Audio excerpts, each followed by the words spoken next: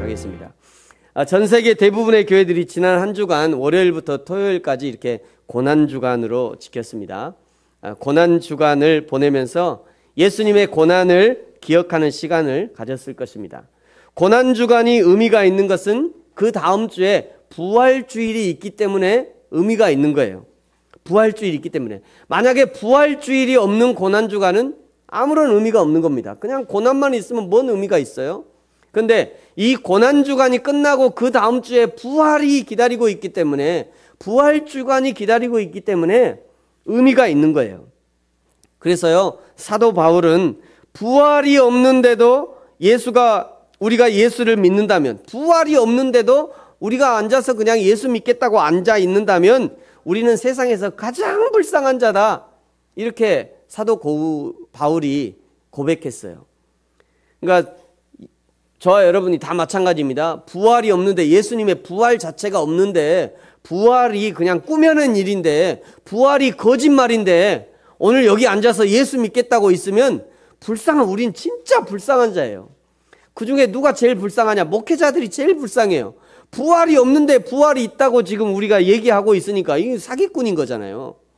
나만 사기 맞으면 되는데 앉아 예배하는 모두 다를 사기 맞게 만들고 있는 거예요. 제가 부활이 없다면, 만약에 부활이 없는데 내가 이러고 있으면 여러분 저를 막 끄집어 내리셔야 돼요. 목사님 이러지 마세요. 그냥 우리 잘 먹고 잘 삽시다. 그냥 이러지 마세요. 그냥 주일에 한 번씩 앉아서 예배나 밥이나 먹고 그냥 이렇게 일일이 날라리 하고 이렇게 놉시다. 그래야 돼요.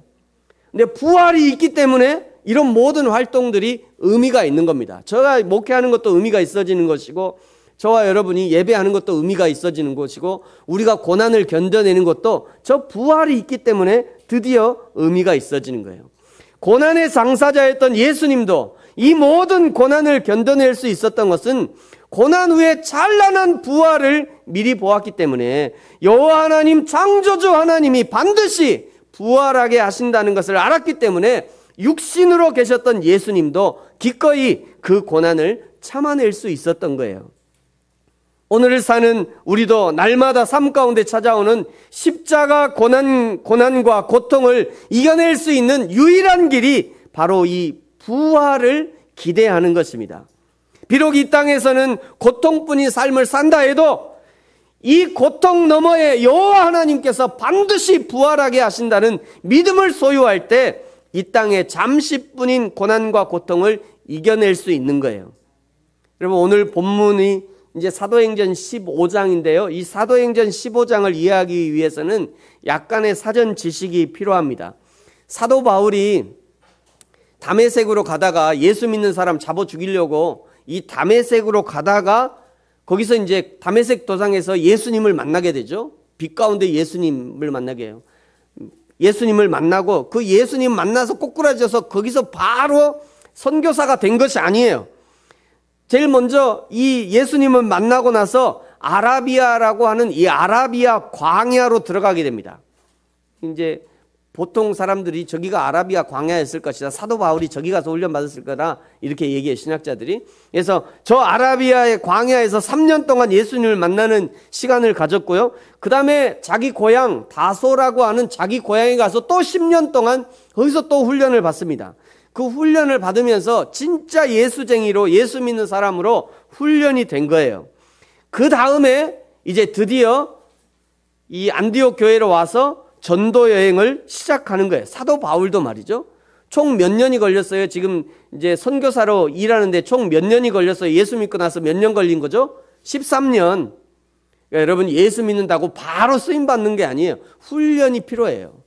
정말 예수 믿고 나서 내가 제대로 예수 믿는 사람이 되려면 훈련이 필요해요. 그냥 되는 것이 아닙니다. 드디어 이후에 전도 여행을 시작하면서 이제 갈라디아 지역, 그러니까 안디옥에 있다가 이제 갈라디아 지역 뭐 이렇게 다니면서 교회를 개척하고요. 그 전도 활동을 통해서 안디옥 교회가 개척이 되고, 그리고 갈라디아 교회가 개척이 되었습니다. 그런데 바울이 교회를 개척해 놓으면 꼭 어디선가 유대인들이 나타나가지고 방해하기 시작하는 거예요. 유대인들이 나타나서 뭐라고 방해하냐면, 야, 이방인들이 예수님 믿으면 예수 믿는다고 바로 구원이 아니다. 그것이 아니라 우리가 아는데 모세의 율법을 지키고 할례를 받아야 구원을 받는 거야. 그냥 예수만 믿는다고 구원 받는 게 아니야. 모세의 율법도 지키고 할례도 지켜야, 할례도 행해야 그 다음에 이제 구원을 받는 거야. 이러면서 아주 바울의 선교를 굉장히 어렵게 했어요. 이 문제를 가지고 신학적으로 해결해야 될 필요가 생겼고요. 이제 1차 선교 여행을 다녀와서 선교 보고 겸 예루살렘에 올라가서 회의 소집을 요청합니다. 그래서 이제 회의가 소집이 돼요. 이스라엘 사람들은요, 여러분 이 중에 이스라엘이 어디 있죠? 이스라엘 어디 있어요? 잘 모르시면 저기 하면 돼요. 저기 하면 다 저기 있어요. 이스라엘이 어디 있어요? 여기 있어요. 여기가 이스라엘, 여기가 이스라엘인데, 이스라엘 사람들은요, 자기들은 늘 선민이래요. 하나님 우리를 선택하셨어. 우리는 선민이야. 그러면서 우리 외에 다른 나라들은 전부 다 멸망봐야 될 이방이다. 저기 조그마한 저 나라, 저기만 하나님이 선택하셨고 다른 나라들은 전부 다 멸망받을 이방이다. 당시에 사마리아, 헬라, 바벨론뿐만 아니라 좀 더 가면 중국, 인도, 유럽, 조선, 그리고 대한민국까지 그 땅은 전부 다 하나님이 멸망받을 이방이야. 우리만 선택하셨어. 우리만 하나님의 선택이야. 우리만 하나님의 선민이야. 이런 생각을 가지고 있었던 거예요. 그래서 오늘 소집된 이 회의에서요, 회의가 이제 오늘 사도행전 15장에 등장하는 건데요. 오늘 이 예루살렘 종교회의라고 그러는데, 이 예루살렘 종교회의 소집된 회의의 의제가 뭐냐면, 첫 번째, 과연 이방인들도 구원을 받을 수 있는가? 과연 이방인들도 구원을 받을 수 있는가? 두 번째는, 그러면 이방인들이 구원받기 위해서는 뭐가 필요한가? 이방인들도 구원이 있다고 그러면 만약에 이방인들이 구원받기 위해서는 어떤 것들이 필요한가? 요것을 이제 결정하기 위해서 회의가 소집이 된 겁니다.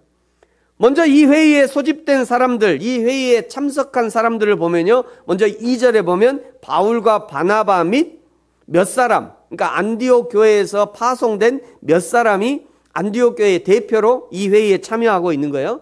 그 다음에 이제 15장 5절에 보면 바리새파 중에 사람들이 있다고 얘기해요. 바리새파 사람 중에 예수를 믿는 사람, 이 사람들은 이방인이 구원을 받기 위해서는 할례를 받아야 되고 모세의 율법을 받아야 된다라고 주장하는 사람들, 두 사람이 이제 이게 대립하고 있는 거죠. 바울을 비롯한 안디옥 교회 사람들은 아니다, 예수를 믿으면 구원이다. 이쪽 사람들은, 바리새파 사람들은 뭔 소리냐, 예수도 믿어야 되지만 할례도 받아야 되고 율법도 지켜야 구원받아, 이렇게 주장하는 거예요. 그리고 이 회의의 의장이 누구냐면 13절에 보면 야고보라는 사람이 예수님의 동생 야고보죠. 이 야고보가 이제 이 회의를 주관하고 있는 거예요.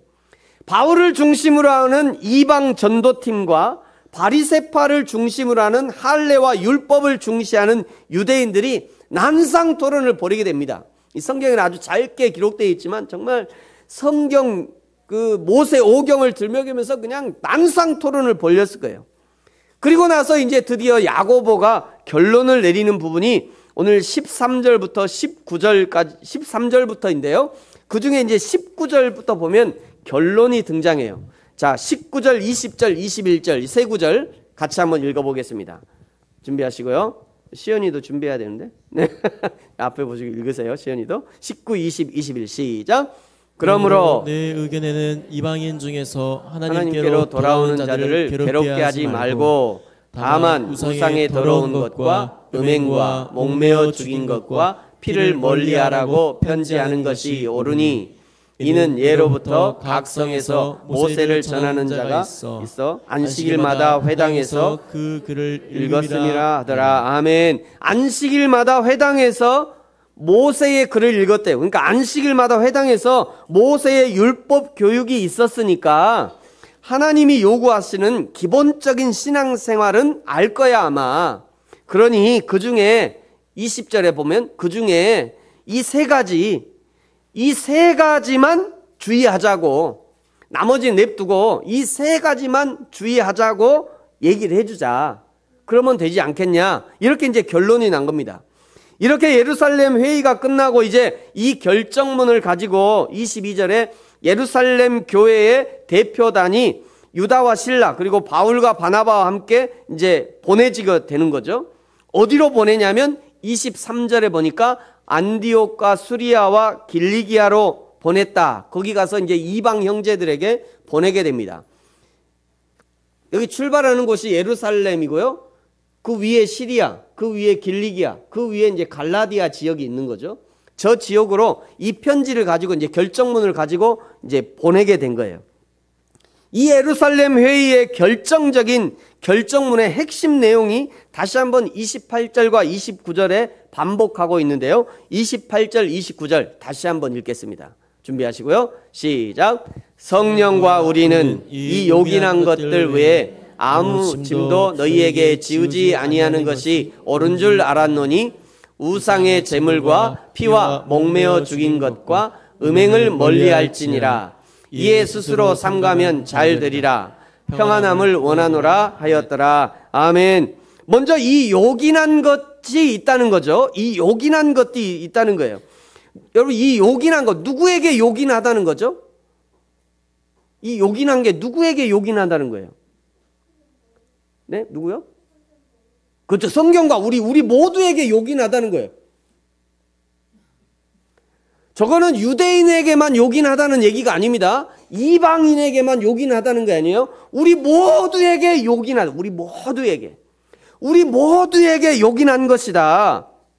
이방 지역에서 예수 믿는 사람들에게도 요긴한 것이고, 우리 이제 여기서 얘기하는 야고보 유대인들에게도 요긴한 거다. 지금 얘기를 하고 있는 거예요.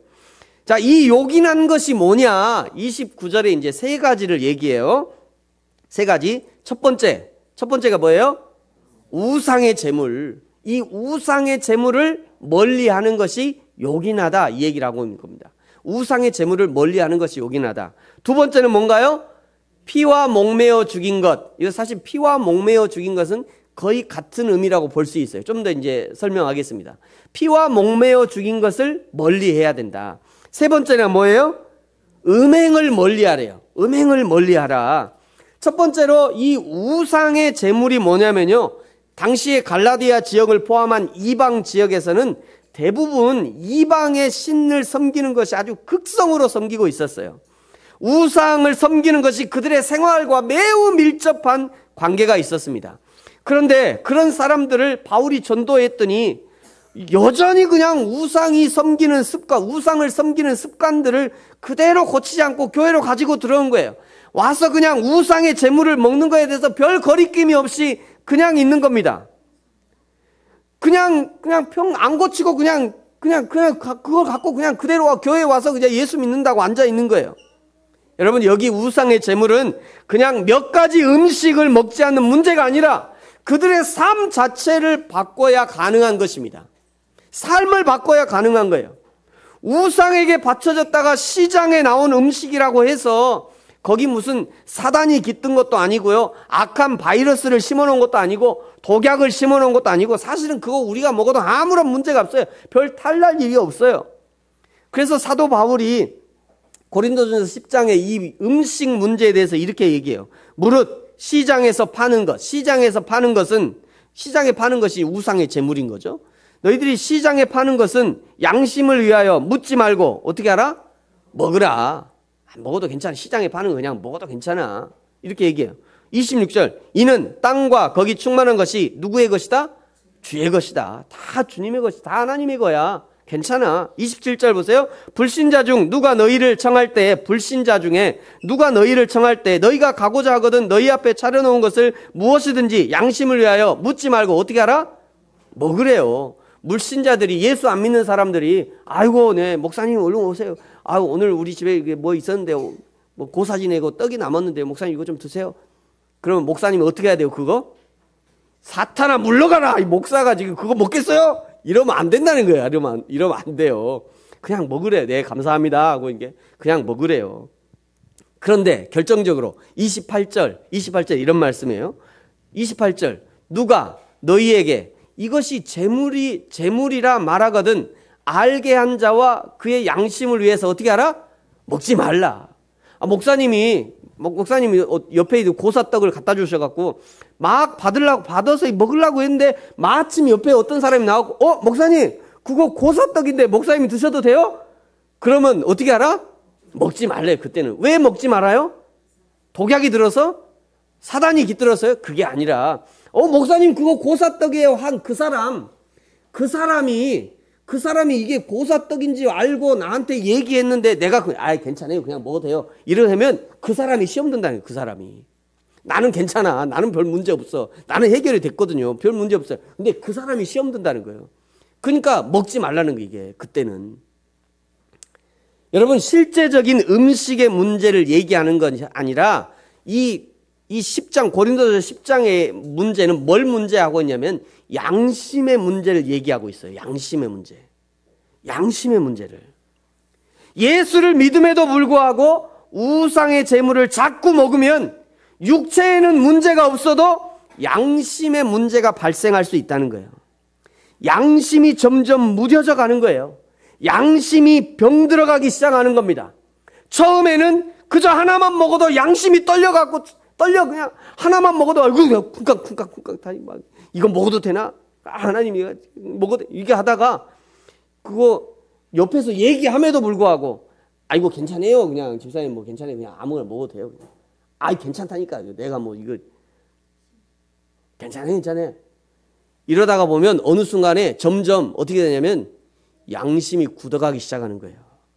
돌처럼 탁탁한 양심이. 이런 양심을 성경에는 무슨 양심이라고 해요? 이런 양심을 화인 맞은 양심이다. 이것이 바로 화인 맞은 양심이에요. 이 사람은 나중에 뭔 얘기를 해도 이제 안 통해. 화인 맞아가지고. 여러분 그래서 우상의 제물을 너희가 멀리해라 얘기하는 거예요. 여러분 우리에게도 우상의 제물이 있을 수 있습니다. 우리에게도. 나의 신앙의 양심을 마비시켜가는 내 안에 우상 제물이 있을 수 있어요. 그것이 물질의 우상이든지 지식의 우상이든지 명예의 우상이든지 안정감의 우상이든지 대접받고 싶은 우상이든지 잘되고 복받게 하는 우상이든지 내 안에 그 우상의 제물을 그냥 버려야 드디어 내가 참 신앙의 사람으로 변화될 수 있는 거예요. 그 우상의 제물을 그대로 넣고 있으면 안 돼. 두 번째는 피와 목매어 죽인 것을 멀리하라 말씀하시죠. 피와 목매어 죽인 것. 여기 피는 생명을 상징하는 거예요. 생명을 상징하는 거고 그 생명이 하나님께 있기 때문에 먹지 말라 이렇게 얘기하는 겁니다. 뿐만 아니라 피는 온 몸을 돌아다니면서요 이 몸에 있는 노폐물, 몸에 있는 독소를 운반해요. 독소를 운반해서 몸을 자꾸 이렇게 걸러주는 거잖아요. 몸에 있는 독소를 걸러주는 이 피가 갖고 다니면서 이게 다 걸러줘. 그러니까 사실은 가장 더럽고 위험할 수 있는 것이 피예요. 인체의 모든 더러운 것이 다 독소가 다 거기 피에 들어있어. 그러니까 먹지 말라는 거예요. 그래서요 동물을 잡을 때 심장을 터뜨려서 그리고 목을 댕강 잘라서 모든 피를 다 밖으로 쏟아내고 그 다음에 살코기를 먹을 수 있게 하신 거예요. 제가 이전에요 담양에 사는 전도사님이 닭을 주셨어요. 목사님 닭 잡아 드시라고. 집에 키우는 아주 잘 대나무 밭에서 큰 닭을. 이거 내가 잡을 줄 어떻게 알아요? 내가 어떻게 잡아요? 어떻게 하지? 그러다가 목을 확 비틀었어. 일단 목을 비틀었어. 내가 못 잡으니까 목을 비틀어 가지고 이제 담양 읍내에 있는 닭집에 갖고 갔어요. 그랬더니 닭집 아저씨가 뭐라고 하냐면 어머니 죽여서 갖고 왔네요. 그럼 어떻게 갖고 와요? 죽여 갖고 와지. 죽여서 갖고 오면 작업을 못 한대. 왜 그럴까요? 죽으면 이 살이 이게 털을 꽉 잡고 있어 갖고 안 빠져. 털이 안 빠져. 털이 안 빠지니까 작업을 못 하는 거예요, 그분들이. 그다음에 아주 중요한 사실을 제가 알았어요. 이게 목을 비틀어 잡으면 피가 안 돌아요. 피가 안 도니까 혈관 속에 있는 피가 그대로 멈춰 있어. 피가 안 도니까. 그러니까 얘를 잡아도 이 혈관 속에 피는 그대로 있는 거예요. 그래서 제가 진짠가 하고 와서 봤더니요. 닭 살코기가 빨개. 닭살코기가 왜 빨갛죠? 혈관에 피가 들어있는 거예요. 혈관에. 그 모세 혈관 그 속에 전부 다 피가 들어가고 닭살이 빨개. 여러분 마트에 가서 닭 사본 먹으세요. 닭살 여러분 마트에서 사 먹은 닭살 어떤 색이에요? 하얀색이잖아요. 그 피가 없는 거예요. 그렇게 잡으라는 그렇게 잡은 거 먹고 목매어 잡으면 그 혈관 속에 피가 들어있으니까 그 동물의 피 그거 먹지 말라는 거예요. 여기 피와 목매어 죽인 것은 그래서 먹지 말라는 겁니다. 그래서 이것은요 레위기 11장과 17장에 있는 음식 규례를 그대로 인용한 거예요. 음식을 구별하라는 겁니다. 아무거나 먹지 말라는 거예요. 깨끗한 것만 먹으라는 거예요. 진짜 몸에 좋은 것만 먹으라는 거예요. 맛있다고 너희 몸을 상하게 하는 거 먹지 말라는 겁니다. 맛있다고 독소가 들어있는 것 먹지 말라는 거예요. 독소가 들어있는 거. 독소가 들어있는 것 중에 하나가 뭐예요? 술이에요. 술 알코올 들어있는 거잖아요. 알코올. 이게 얼마나 독한 건데요. 안 된다는 거예요. 그거 술 먹지 말래요. 술과 담배로 위로를 얻지 말고 예수님으로 위로를 얻으라는 겁니다. 술과 담배로 대인관계를 좋게 하려 하지 말고 예수님처럼 사랑하고 섬기는 그것이 대인관계의 기본이 돼야 된다는 거예요. 여러분 어떻게 하면 사람이 친해져요? 술 한 잔 먹으면 친해져요? 말도 하지 마세요. 그거는 술 안 먹어도 저 사람 내가 보니까 진짜 저 사람처럼 예수를 믿으려면 저 사람처럼 믿어야지. 내가 세상에서 내가 살아보니까 한 40년 살아보니까 저 사람이 진짜 사람인 것 같아. 이런 사람이 되면요 친해지고 싶어. 안 친해지고도 나와서 와서 친해지자고 그래 나한테. 근데 그런 자신이 없으니까 술 한 잔 짠 하고 우리 친해집시다. 그러지 말라고요. 그러지 말라고. 하나님이 먹지 말라잖아요. 하나님이. 몸에 안 좋은 거 먹지 말라고 그러는데 그냥 기필코 먹으려고 그래 사람들이. 세 번째는 음행을 멀리하래요. 음행. 당시의 이방 세계는요 음행이 종교였어요. 음행이 종교. 음행이 바로 종교예요. 이게 아데미 신인데요. 제가 이전에 이거를 설명할 때 저 아데미 신의 앞에 있는 이게 동글동글한 거 저는 저게 아데미의 유방이라고 제가 한번 설명을 한 적이 있었던 것 같아요. 저거 아데미의 유방이 아니라 아데미에게 바쳐진 숫소의 고환이래요. 그 아데미가 자기가 숫소 받고 숫소의 고환을 주렁주렁 달고 있는 거예요. 이 가슴에다가. 또 이방 종교는요 대부분 음행하는 것이 그 종교의 제일 정점에 있어요. 이게 불교의 탄트라라는 것인데요. 불교의 최정점에는 성적인 교합을 통해서 얻는 그 최고의 극치, 그게 불교의 그 탄트라라고 하는 그 최경지, 그 불교의 극치의 정지에 저게 있는 겁니다.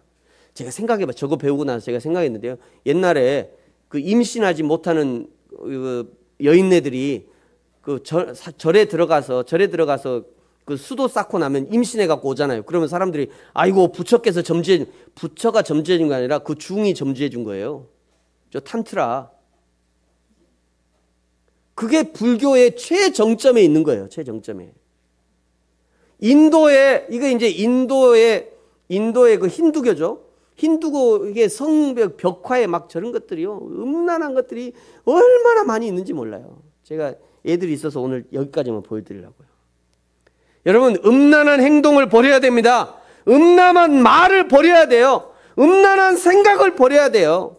이것을 버리지 않고 그대로 가지고 있으면서 거기다가 예수 믿는 신앙만 옮겨 심으면 예수 믿는 사람이 되냐? 안 된다. 그래 안 된다는 거예요.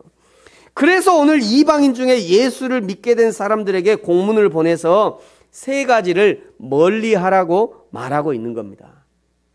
이것은 오늘 세례를 받고 이제 공개적으로 예수를 믿겠다고 결단한 세례자에게, 그리고 이제 예수 그리스도의 부활에 동참하는 이 땅의 그리스도인에게 동일하게 적용할 수 있는 내용인 것이에요. 아까 우리 현진이가 얘기했죠? 누구에게 요긴하다고요? 누구에게 요긴해? 성경과 우리 모든 사람들에게, 우리 모두에게 요긴한 거예요, 이게. 사랑하는 성도 여러분, 오늘 하나님의 말씀이 우리의 신앙생활에 요긴한 것 세 가지를 말씀하셨어요. 첫째가 뭐예요? 첫째, 우상의 재물을 멀리하라. 이것은 우리의 양심을 마비시키기 때문입니다. 두 번째는요, 피와 목매어 죽인 것을 멀리하라. 몸에 좋다고, 관계에 좋다고 다 좋은 것이 아닙니다. 육체와 정신을 건강케 하는, 육체와 정신을 해치는 거 안 된다는 거예요. 육체와 정신을 건강케 하는 먹거리를 먹어야 되는 거예요. 세 번째는요, 음행을 주의하래요. 예수 믿는 저와 여러분은 이미 내 안에 성령이 거하시는 성령의 전이에요. 음행은 성령의 전인 우리 몸을 더럽히는 겁니다. 더럽혀진 몸에 성령이 거할 수 없는 거예요. 이 세 가지를 멀리함으로 여호와 하나님을 기쁘시게 하고 부활하신 그리스도를 기쁨으로 증거하는 저와 여러분이 되어지기를 예수님의 이름으로 축복합니다. 기도하겠습니다.